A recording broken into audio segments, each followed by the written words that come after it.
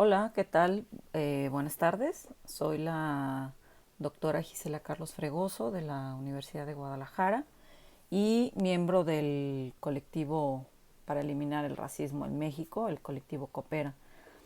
El motivo de este video o el tema que quisiera tratar en este video es una idea que me ha estado rondando en la cabeza y que he estado pensando desde hace varias semanas y que tiene que ver con el mestizaje en México, ¿no? Las particularidades del mestizaje en México. Y es que en las últimas semanas hemos visto en las calles, a propósito de la marcha del 8M, en las calles y en publicidad de otros colectivos o organizaciones, hemos visto respuestas eh, radicales, ¿no? Radicales que retan al sistema, como le llamen, ¿no? Patriarcal, o retan al capitalismo, o, ¿no? Sí, o retan a este gran sistema, o hidra, ¿no? Como le llaman los zapatistas, este gran sistema de opresiones, ¿no? Entonces, sí, quería como pensar un poco eso y cómo el mestizaje, la ideología, el mestizaje en tanto ideología política, pero también en tanto proyecto racial, cómo da pie a que se generen proyectos, entre comillas, radicales, pero que eso qué retos tiene, ¿no? Primero, habría que señalar que el mestizaje, bueno, es una categoría que surge, o el mestizo es una categoría que surge con la colonia, ¿no? Este, por ejemplo, Nicolás Botcher y otro tiene un libro muy interesante donde, bueno, explica desde una perspectiva histórica cómo el mestizo primero surge la categoría de mestizo y luego se va a mestizaje. Cermeño, del Colegio de México, habla de eso. Y ahí Marta Zambrano dice que el mestizo no siempre fue alguien deseado, ¿no? Porque al inicio incluso eran abandonados, ella lo documenta, ¿no? Porque no eran ni indígenas ni españoles, no eran puros y eran muchas veces producto de violaciones. Entonces, eran abandonados y se tuvo que abrir incluso ¿cómo se le llama? Bueno, lo que ahorita conocemos como un orfanato, ¿no? Una casa de acogida para niños abandonados que muchas veces sucedían que eran mestizos. Entonces, Marta Zambrano nos dice que no siempre fue una categoría deseada, pues, ¿no? Eh, Luego, bueno, cuando surge la independencia, cuando se da la independencia de México, este, el mestizo se reconfigura o lo que significaba ser mestizo se reconfigura, ¿no? Entonces de una categoría de casta pasa a ser una categoría política y atribuida, ¿no? Atribuida porque dependía si se pasaba por mestizo, ¿no? Quizá eras indígena o te habían dicho toda tu vida que o creciste en una comunidad indígena, pero si pasabas por mestizo, entonces podía ser una categoría que se te atribuía o que se atribuía y que eso daba acceso a algo, ¿no? A mejores condiciones, ¿no? Mejores condiciones, este, mejor empleo, ¿no? Para este entonces, bueno, el mestizo era la población mestiza, pues por supuesto que había crecido, ¿no? Y después, si uno revisa, por ejemplo, en los textos de Andrés Molina Enríquez, en Los Grandes Problemas Nacionales, o sea, un texto de 1909, Molina Enríquez ahí este, impulsa lo que después, ¿cómo se llama Agustín Basabe le llama la mestizofilia, ¿no? Que Molina Enríquez, sociólogo que tuvo influencia en lo que fue la ley agraria en México, él dice en Los grandes problemas nacionales que el mestizo no es reconocido de manera, no ha sido reconocido de manera justa, ¿no? Entonces, ojo, no habla de las mestizas, ¿no? Sino el mestizo, o sea, la figura de hombre, ¿no? Y Molina Enríquez dice, no, el mestizo incluso lo describe físicamente, es su piel es más clara que el indígena, no es tan claro como el español, pero eso no le resta valor e importancia porque eso lo hace más valiente. En fin, empieza a dar toda una descripción física que la liga a actitudes y valores, le atribuye actitudes y valores, pues, ¿no? A esa descripción física. Y la justificación de Molina Enríquez para decir que el mestizo no ha sido lo suficientemente reconocido, él argumenta que en las leyes, en el proceso de desamortización de tierras, cuando se le quitan tierras al Estado, al clero, perdón, y las adquiere el Estado, dice que el mestizo tuvo una participación relevante en eso, ¿no? Y que no le fue reconocido y que por tanto, que espera en esta etapa, que se refiere al siglo XX, que sea considerado, ¿no? Entonces, el libro de Molina Enríquez, Los grandes problemas nacionales, es muy interesante por eso, ¿no? Porque ahí se delinea lo que en una conferencia, en un coloquio, Daniela Gleiser y Alejandro Araujo le llamaron al sujeto teleológico de la historia nacional, o sea, al sujeto verdadero de la historia, ¿no? Con Molina Enríquez vemos que lo que va a significar ser mexicano es mestizo, aunque no se nombre el mestizo, ¿no? Hay un texto en una revista también que se llama Nexos, del historiador que todavía vive, Juan Pedro Viqueira, donde él dice que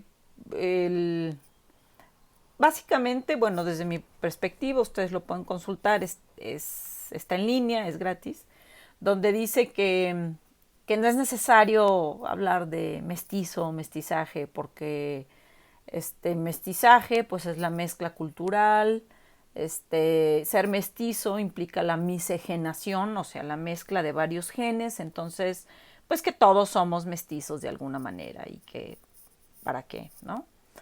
Esto es importante, o sea, todo este choro mareador es importante rescatarlo, porque pareciera que hablar de mestizo y de mestizaje estamos hablando de una categoría muy lejana, ¿no? Una categoría histórica, ¿no? Y contrario a ello, como lo plantean las sociólogas Emiko Saldívar Tanaka y la socióloga Mónica Moreno Figueroa, el mestizo y el mestizaje en tanto ideología racial está más vivo que nunca y es muy contemporáneo, ¿no? ¿Por qué? Bueno, pues porque fue una ideología racial que sigue permeando y que plantea ante un racismo eugenésico que estaba creciendo, por ejemplo, a principios del siglo XX en distintas partes del mundo, el mestizaje se plantea como algo positivo, como la mezcla se plantea como algo radical justamente, ¿no? Para, en ese entonces, las corrientes o las ideologías racistas, segregacionistas, eugenésicas, como le llama Etienne Balibar, de racismo profiláctico, ¿no? Que deseaban purificar a la sociedad. Entonces el mestizaje en sí es fue más bien un proyecto radical, ¿no? Pero eso implicó meter la basura abajo de la alfombra, ¿no? Como dice la frase. Implicó esconder las desigualdades que genera y las tensiones que se crean hacia adentro del mestizaje, ¿no? Es decir, el mestizaje se festeja siempre y cuando se hable de un hombre, por ejemplo, así como Andrés Molina Enríquez hablaba del mestizo, pero no de las mestizas, ¿no? Porque el sujeto verdadero de la historia, para usar las palabras de Daniela Gleiser y Alejandro Araujo, se plantea que es un hombre, ¿no? Este, sí, y eh, o sea, en ese sentido el mestizaje fue una categoría, digamos, que anti yankee en su momento y anticolonialista, ¿no? Pero eso en cuanto a categoría histórica, pero en cuanto a categoría contemporánea, el mestizaje sigue siendo una lógica, yo quisiera llamarle una lógica racial que permea en nuestra vida cotidiana, donde se festeja que una persona se mezcle con, mientras más blanca mejor, mientras más de países del norte mejor, y si es de Europa mucho mejor, pero no se plantea a la inversa, ¿no? O sea, no se festeja la mezcla donde es una persona blanca con una persona negra, ¿no? No estoy diciendo que no exista, ¿no? Porque en clases o en talleres, cuando digo esto, la gente dice, no, pero si hay mujeres blancas que están con hombres negros y hay mujeres blancas que están con personas indígenas. No, yo no estoy diciendo que no existan, ¿no? Pero no se festeja como, como la mezcla entre, por ejemplo, una persona mexicana, que tengo amigas mexicanas que están casadas con, o tienen por pareja una persona de Alemania, por ejemplo, o una persona de Italia, eso se festeja mucho, ¿no? Pero cuando es lo contrario, como que, sí, bueno, sí, claro, pero, ¿no? Entonces, eh, eso por un lado, ¿no? Creo que esas lógicas, lo que sigue permeando y lo que hace del mestizaje algo contemporáneo, son esas lógicas de blanqueamiento, ¿no? Y para reaccionar ante esas lógicas de blanqueamiento ha habido respuestas radicales, ¿no? De colectivos y de organizaciones donde, mmm, no sé,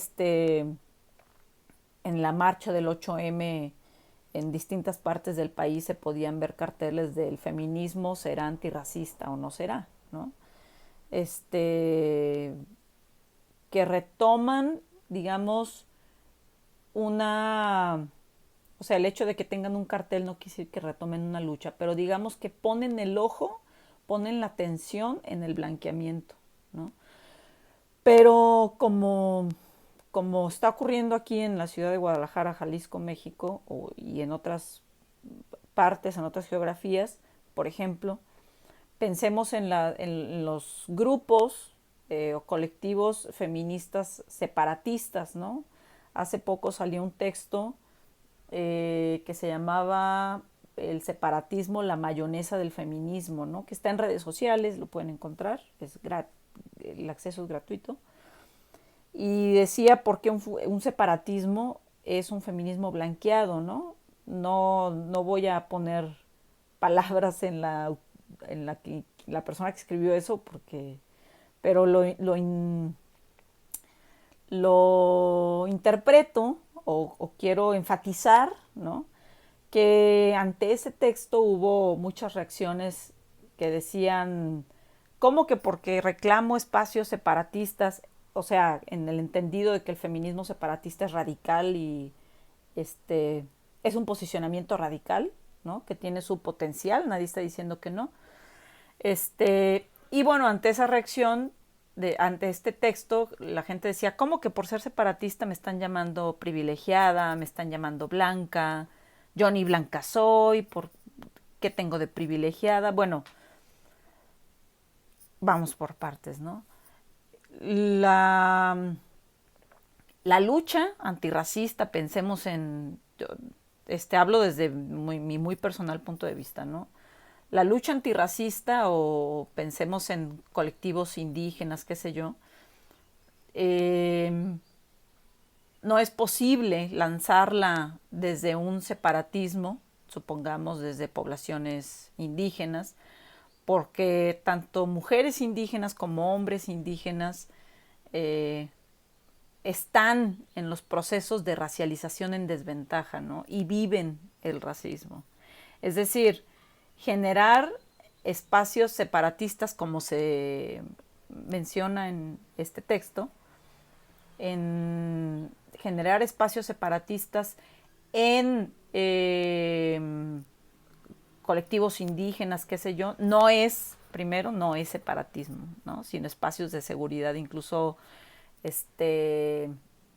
Audre Lorde tiene textos sobre eso, ¿no? Sobre cómo generar espacios de seguridad son importantes, más no separatistas, ¿no?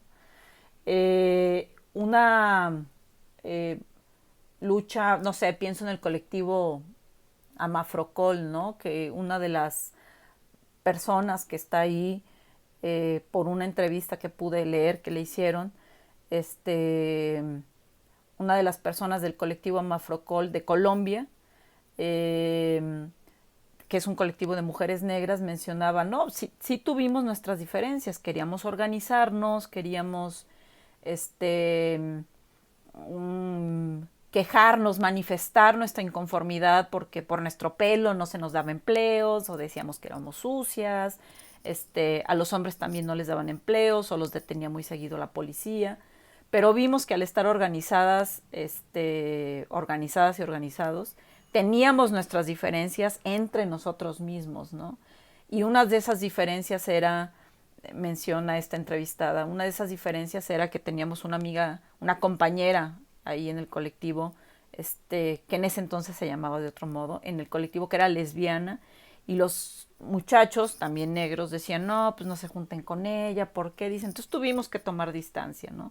Tuvimos que tomar distancia y armar nuestro propio espacio de seguridad, pero sin dejar de estar en comunicación con ellos, ¿no? Porque las lógicas racistas permean género, orientación, performance o identidad, ¿no?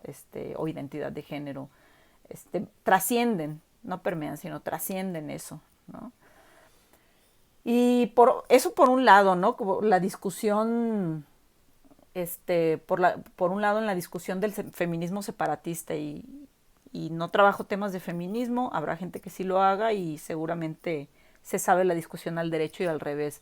Pero respecto al racismo y a la lucha antirracista, esto es lo que dije, es mi opinión, ¿no? Otro ejemplo de cómo el mestizaje permite generar respuestas radicales, pero no cuestiona el propio mestizaje, es como cuando vamos en contra del blanqueamiento, ¿no? Decimos, sí, los blancos son unos privilegiados y si se los dice se molestan y eso es la fragilidad blanca. Totalmente de acuerdo, ¿no? Hasta ahí vamos bien.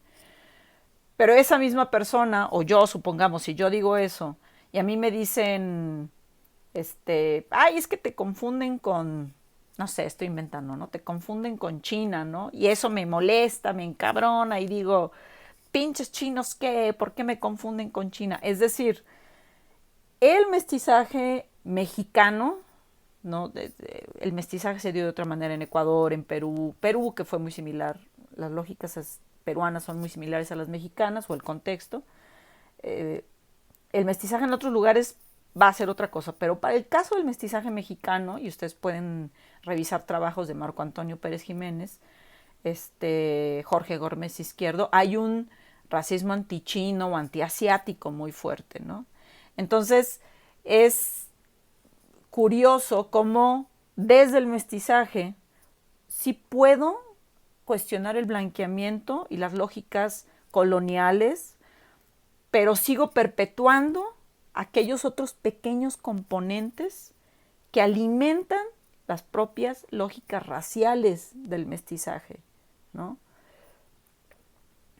¿Sí me explico? Entonces, eso solamente, ¿no? Como desde el mestizaje, que surge como o surgió para el contexto estadounidense, por ejemplo, o o países europeos que pugnaban un racismo profiláctico, eugenésico, segregacionista, el mestizaje surge como una ideología radical y creo yo que eso permite también que ahorita surjan desde el contexto mexicano o desde distintas regiones del contexto mexicano propuestas radicales que cuestionen la opresión, pero no cuestionan el propio mestizaje. Digo, eso es como la pequeña trampa, pues, ¿no? Que los invito a que pensemos juntos. Bueno, eso es todo. Saludos. Bye.